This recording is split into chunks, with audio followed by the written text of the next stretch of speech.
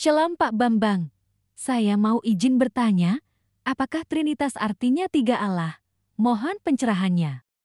Terima kasih pertama Pak John dari Paroki Santo Ignatius. Mengapa Trinitas? Apakah itu bermakna Tuhan itu tiga? Ini memang kesalahpahaman yang sudah begitu begitu parah lah istilahnya itu. Maka sebetulnya untuk menembus itu ya dengan dialog. Salah satu yang Bapak sampaikan itu rumusan yang menurut saya cukup sederhana, meskipun tentu tidak berhenti sampai di situ, ya.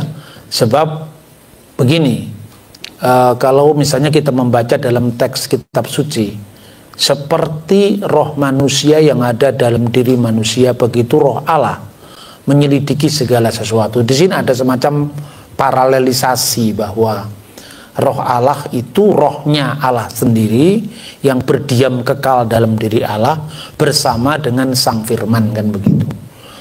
Namun segala perumpamaan apapun tentang Tritunggal itu kan selalu mengandung keterbatasan. Karena kalau pribadi manusia itu kan terbatas.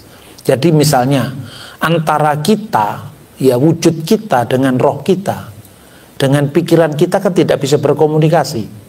Karena apa? Karena itulah manusia kesepian.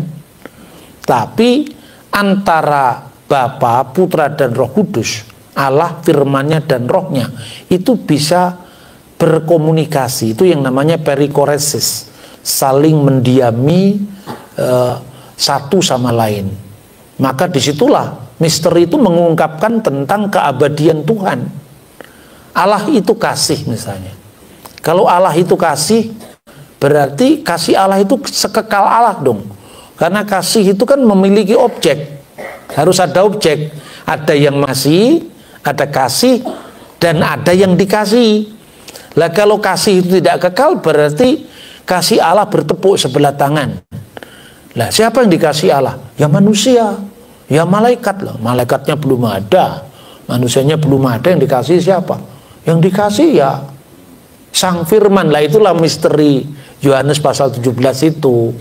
Ya makanya Yesus itu sudah ada sebelum segala sesuatu ada, dan itu adalah sebuah pusat-pusat kesadaran dalam diri Tuhan yang nantinya terpaksa kita sebut sebagai persona. Sekalipun kata person dalam bahasa Inggris itu kan sebetulnya sudah rusak itu. Ketika Sigmund Freud menemukan teori psikoanalisa itu kan akhirnya yang dulunya dimaknai sebagai pusat kesadaran secara metafisik, ya, metaphysical personality menjadi psychological personality. Nah, apa yang Bapak sampaikan itu paling tidak secara dasar ya seperti itu. Cuman kalau itu didiskusikan lebih lanjut, masih perlu diperdalam lagi bagaimana Bapa, Putra dan Roh Kudus itu dalam relasi kekal yang saling berkomunikasi, yang itu tidak bisa diterapkan untuk makhluk siapapun. Tuh.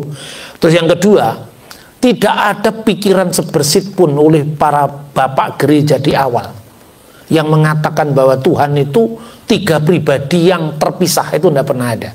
Itulah sebabnya ketika Tertullian terpaksa menggunakan terjemahan hipostasis dengan persona, tres personae itu, maka ditambahkan dengan diskresi non separati, distingsi non divisi. Agar apa?